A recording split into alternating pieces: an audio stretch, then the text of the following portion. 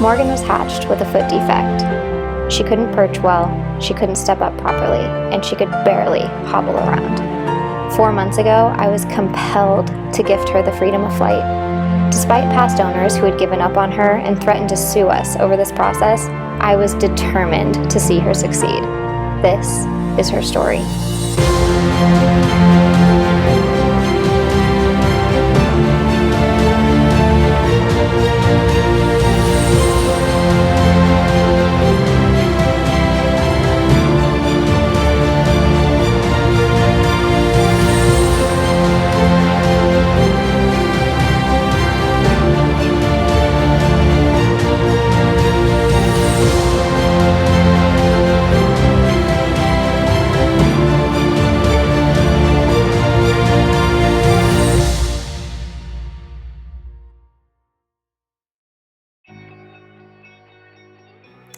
I first met Morgan when my friend and her 4th owner, Patty, brought her to me and asked me to train her for outdoor free flight. When I first saw her, I just thought, I was just excited. I was excited to start the process, to start the journey, to start communicating with her. I was just excited when I saw her, and I saw potential. I just saw something that was begging to interact and communicate with somebody, and I was excited to be that somebody. Seeing how her foot, in a sense, discouraged her sometimes, made me want to empower her through that. It made me want to show her that it didn't matter in the respect of it couldn't hold her back from what she wanted to achieve, that everything was still just as achievable for her. From my understanding from people that have either come out of the woodwork and left comments saying that they were a previous owner, or people that have sent direct messages or contacted Patty, or however they got the information to me, I've heard stories of her flying and attacking previous owners. I've heard of her going to the shoulder, not coming down, biting, never stepping up except for if people would cup their hands, then she could step up that way, but otherwise she wouldn't be able to. I just heard of owners bawling in tears, begging somebody to take this wild, crazy bird off their hands that was just unhandleable and unmanageable. So, and that's honestly not the bird that I worked with. I worked with a type of bird that was open to communicating with me and just needed somebody to teach her a language. There were so many challenges that I ran into. It felt like day one I had 10 different challenges. You know, the first one was just convincing her to simply come out of the carrier and choose to interact with me. That was a full day process of waiting and waiting and waiting and hoping and trying and begging and enticing, trying to get her to come out of the carrier on her own to just interact with me. That was our first hurdle. And once we got past that, it was just communicating with her and getting her to the point where she actually didn't mind being around me, and then getting her to want to be around me. And once she wanted to be with me, that brought on a whole new set of challenges of, like, she would only fly to me when my back was turned because she didn't trust me to catch her. She didn't trust me to hold her properly with her foot. She didn't trust me for really anything that involved handling her. She didn't think I knew what I was doing, so convincing her otherwise was a challenge. Anytime a bird shows hesitancy in wanting to fly, I get really bummed out. It just makes me sad because their entire bodies are built around this one skill, and they're the only ones that can do it. And it's such a blessing that I want to see them do it, and I want to see them want to do it. And so to see hesitancy and to see her not want to fly or just not be willing just made me feel so motivated to figure out something that would make it worth it to her to do it, to overcome the fear or whatever it was that was holding her back from doing it in that moment. I wanted to squash that, and I wanted her to squash it too. So my first major breakthrough with Morgan was the day she flew to me while I was facing her. And I had spent days cheating with my camera, putting it on selfie mode in the corner, watching my camera and waiting for her to fly so I could turn around and catch her. And I slowly started inching my body, so I wasn't totally with my back turned, but I was a little bit diagonal. And I kept trying. So intermittently, as she would fly with my back turned, I would also try a few times and be like, come on, come on. I would just beg and encourage her to come to me while I was facing her. And she just wouldn't. And then one day she did. And it was a massive breakthrough because it told me, I trust you. I trust you to catch me. I trust you to hold me. I trust you won't drop me. It was her communicating a really big deal to me, and I just felt like I'm worthy, we're ready to do this. Like that was the day that I was like, let's do this, we're there. And that meant we could start formal flight training, because up until then I was just using capturing and it was taking all day to get, you know, a repetition was taking 20 minutes. And finally I could actually formally ask her to come. Training her to just simply step up took an incredibly long time, and I remember people commenting about why the heck I was taking so much time to teach her to step up with her foot first instead of her beak, because obviously she's handicapped, so she has to use her beak as a second foot.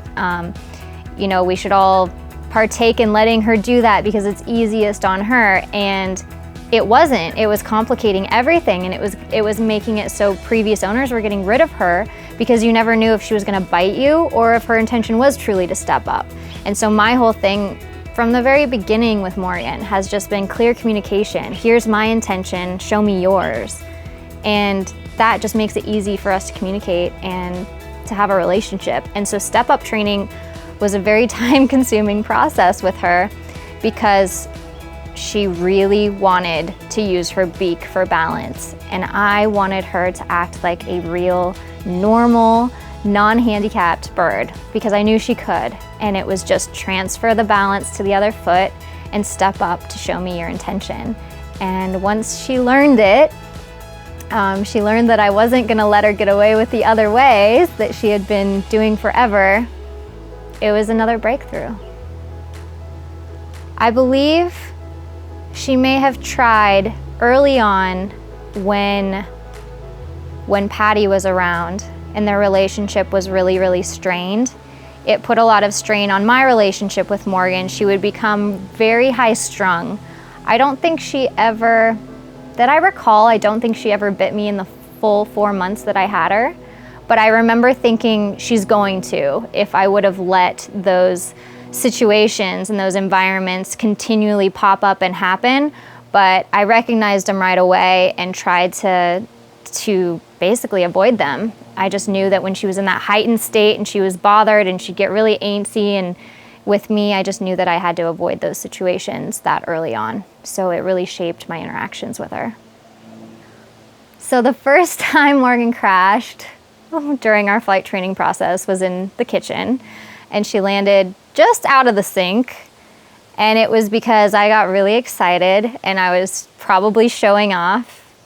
And I thought that she would do this really long flight. And I thought, oh, what if I go in the bedroom this time instead of doing whatever I was doing? And it just pushed her too fast and too far for what she was ready for. And she didn't think that she could go through a doorway yet, and it scared her. So she took a turn, but she didn't have the stamina or the skill to really complete the turn. And she ended up on the kitchen counter, and I made sure she was okay.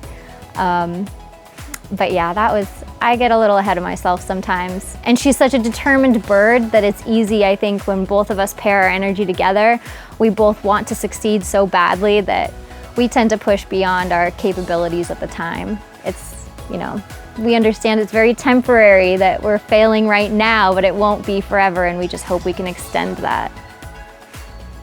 So the reason I taught her to wave is because it's adorable.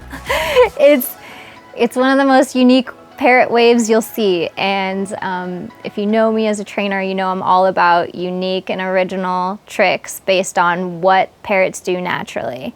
And that is Morgan's wave, and it's adorable and it's all her. and there's no wave like it, and I love it for that reason. It's also a really great husbandry technique because I can examine her foot. So, you know, it's with the bad foot and she lifts it up and it's really cute, and you can see, are there any sores forming? Is it looking good? So it definitely has dual purpose, but you know, the main reason I went in and trained it was because I had to. I mean, how can you not? So one of my favorite moments was the first time she took flight, and even though I hadn't called her, that was the exciting part, is that I hadn't called her. She did it on her own. Everything was out of her own wants and needs, and she completely crashes into me. And I'm in the kitchen in her favorite spot, and she just full on crashes. I wasn't ready, but it's all in slow-mo. And she just collides with me. And even though it wasn't a perfect flight, it was just the essence of her. Like, that's who she is, and she's gonna try anyway, even if she misses. And that's what I love. The YouTube comments were incredibly moving. I mean, sometimes people could say things that I couldn't articulate myself. Or they would say things and I would laugh because I will have already put that in the next video that was to be uploaded. It's almost like, I don't even know how to say it now. I feel like they'll say it better than me in a comment even on this video. But it amazes me how well people know me through my bird training, because that's a part of me, but it's not 100% of me. Yet I still feel like just from that glimpse, just from that part that people see, that they get me on such a deeper level. And it's really moving to read comments and have a positive impact in other people's lives through what I do and sharing what I do. And that's why I continue to share it. Otherwise, I would just enjoy it and keep it to myself, because training animals just moves me and it's my happy place. And if I'm in a crappy mood, it's actually what I do to feel better. I love connecting with animals, and I feel like it's one of the most amazing feelings in the world. So the first flights outside were here in my backyard, and I just thought, what a great place. It's beautiful, it's her essence, because to me, I feel like she grew up here because she grew so much in the 4 months. So even though she's 7 years old, she seriously had probably the most growth in her entire life in the last 4 months here in this place. And I just felt like it was perfect. It was the perfect backdrop for her first flights. I am not her owner, I'm just her trainer. And so I was more focused on her and her owner's response to her outdoor flights than my own. Of course, I'm proud of her, and I knew that she could do it. I knew she was fully capable. It's all been about proving that to herself and everybody else. So I decided to bring her to Moab because it just so happened that we got hired to do a parrot training lecture and masterclass where we work with other people's birds one-on-one in front of a group of 4, and everybody gets to learn not only from their own mistakes and successes, but from everybody else's. And it's a really powerful tool. And at that, I was able to surprise everyone with the presence of Morgan. Nobody expected her to be there. They all knew we were bringing some of our birds, but they would never expect Morgan to be there. So I was really excited to surprise them and show off some of her skills, and she demonstrated some flying, and it was just really exciting. So it was actually our last night in Salt Lake, and the host who hired us for this parrot training lecture, Denise, took us out to dinner, and she said, have you guys ever heard of the Salt Flats? That might be an amazing place to fly. So of course I pull out my phone, I Google image it, and I fall in love with it, and I say, we have to go there. We have to. And there was no ifs, ands, or buts about it. I had to go there, and I knew that it would be amazing for her second time outside, but for her first exploratory flight. And that was the whole idea. And so we went, and it was just like it looked like on Google Images. It was breathtaking. So her real first exploratory flight, which is the one that always makes your stomach drop, was in the Salt Flats. And looking back, I wish I would have flown her solo, but I didn't have good feelings about flying her solo because she's grown so attached to my birds and my birds were there. So I brought JINX out and sure enough, she takes an exploratory flight with JINX, leaves the frame of the camera because that has been my absolute downfall for the last 3 videos, of course. And they do this exploratory, but of course JINX outflies her and she doesn't realize that he's capable of doing that until she realizes she doesn't have the stamina to make it back. So she turns and ends up hobbling back to me. Walking back, she couldn't make the flight. But it was good enough for me. She did turn, so I was proud of that. I was bummed not to have it on video, but at least Dave had the camera on him, so he was able to capture that moment of her walking back to me, and I met her part way, so she didn't have to walk too far. So after the salt flats, we immediately drove down to Moab, and the whole purpose was to just work on her skills.